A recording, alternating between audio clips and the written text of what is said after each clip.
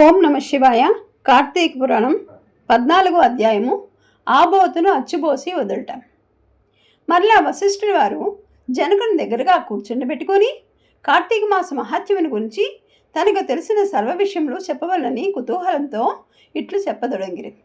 ఓ రాజా, కార్తీక పౌర్ణమి రోజున పితృపీతిగా వృషోత్సర్జనము చేయుట, శివలింగ సాలగ్రాములను దానం చేయుట, ఉసిరికాయలను దక్షిణతో దానం చేయుట మొదలగు పుణ్యకార్యముల వలన వెనుకటి జన్మం చేసిన సమస్త పాపములను నశింపజేసుకుందరు. వారికి 1,000,000 యాగములు చేసిన ఫలము దక్కును. ప్రతి మనిషిని పితృదేవతలను తమ వంశమెందెవ్వరూ ఆబోతును అచ్చివేసి వదులుదురో ఆ ఎదురు చూచుతుందురు. ఎవడు ధనవంతుడై ఉండి పుణ్యకార్యములు చేయక దానధర్మములు చేయక కడకు ఆబోతును అచ్చువేసి పెండ్లి అయినను చేయడు, అట్టివాడు రౌరవాది నరకములను అనుభవించుగాక వారి బంధువులను కూడా నరకములకు గురి చేయుదురు.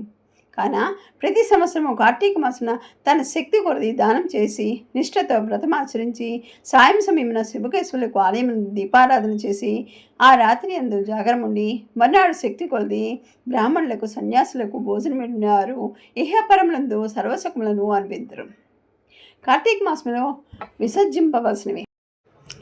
ఈ మాసమందు పరాన్న భక్షణ చేయరాదు, ఇతరుల ఎంగిలి ముట్టకూడదు, తినకూడదు, శ్రాద్ధ భోజనము చేయకూడదు, నీరుళ్ళిపై తినరాదు, తిలదానము పట్టరాదు, శివార్చన సంధ్యావందనము చేయని వారు వండిన వంటలు తినరాదు.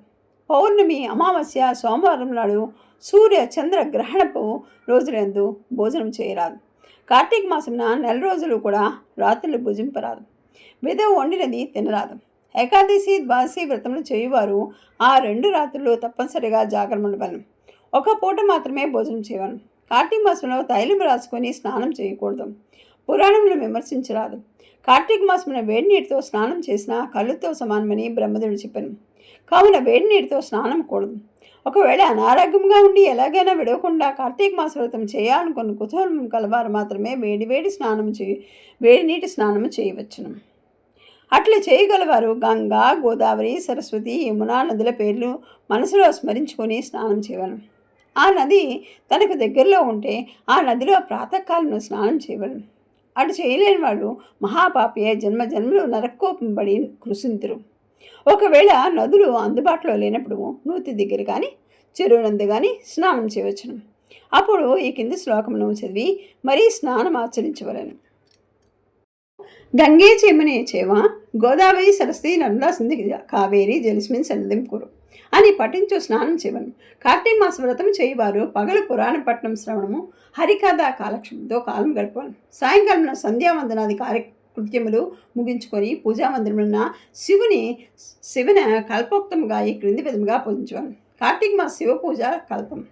ఓం శివాయ నమః ధ్యానం సమర్పయామి. ఓం పరమేశ్వరాయ నమః ఆవాహనం సమర్పయామి. ఓం కైలాసవాసాయ నమః నవరత్న సింహాసనం సమర్పయామి. ఓం గౌరీనాథాయ నమః పాద్యం సమర్పయామి. ఓం లోకేశ్వరాయ నమః అర్ఘ్యం సమర్పయామి. ఓం వృషభవాహనాయ నమః స్నానం సమర్పయామి. ఓం దిగంబరాయ నమః వస్త్రం సమర్పయామి. ఓం జగన్నాథాయ నమః యజ్ఞోపేతం సమర్పయామి. ఓం కపాలధారణాయ నమః గంధం సమర్పయామి. ఓం సంపూర్ణ గుణాయ నమః పుష్పం సమర్పయామి. ఓం మహేశ్వరాయ నమః అక్షతాన్ సమర్పయామి. ఓం పార్వతీనాథాయ నమః ధూపం సమర్పయామి. ఓం తేజోరూపాయ నమః దీపం సమర్పయామి. ఓం లోకరక్షాయ నమః నైవేద్యం సమర్పయామి.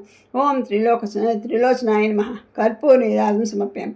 ఓం శంకరాయ నమః సువర్ణ మంత్రపుష్పం సమర్పయామి. ఓం భవాయ నమః ప్రదక్షిణ నమస్కారం సమర్పయామి. ఈ ప్రకారంగా కార్తీక మాసం ముందు పూజించవలను. శివసన్నిధిని దీపారాధన చేయవలను. ఈ విధంగా శివపూజ చేసిన ఎలా ధనుడుగును. పూజాంతరము తన శక్తిని కొద్ది బ్రాహ్మణులకు సమారాధన చేసి దక్షిణ తాంబూల సత్కారంతో సంతృప్తి పరచవలను. ఇట్లా చేసిన 100 అశ్వమేధ యాగములు చేసిన ఫలములు 1000 వాజపేయి యాగాలు చేసిన ఫలమును కలుగును. కార్తీక మాసమున 4 రోజులు బ్రాహ్మణ సమారాధన, శివకేశ్వర సన్నిధిని నిత్యాన దీపారాధన, తులసికోట వద్ద కర్పూర హారతులతో దీపారాధన చేసినట్ల వారికి వారి వంశీయులకు పితృదేవతలకు మోక్షం కలుగును. శక్తి కలిగి ఉండి కూడా ఈ వ్రతం ఆచరించిన వారు 100 జన్మలు నానా యోధులవుదురు. జన్మించిన తర్వాత నక్క, కుక్క, పంది, పిల్లి, ఏలుక మొదలైన జన్మలెత్తుదు. ఈ వ్రతము శాస్త్రోక్తముగా ఆచరించిన 15 జన్మల యొక్క పూర్వజన్మం కలుగును. వ్రతం చేసిన వారు, పురాణం చదివిన వారు, వినను అట్టి వారులకు సకలైశ్వర్యము కలిగి మోక్షప్రాప్తి కలుగును. చతుర్దశాధ్యాయము 14వ రోజు పారాయణ సమాప్తం. ఓం నమ శివాయ. ఓం ఉమామహేశ్వరాభ్యాం నమః.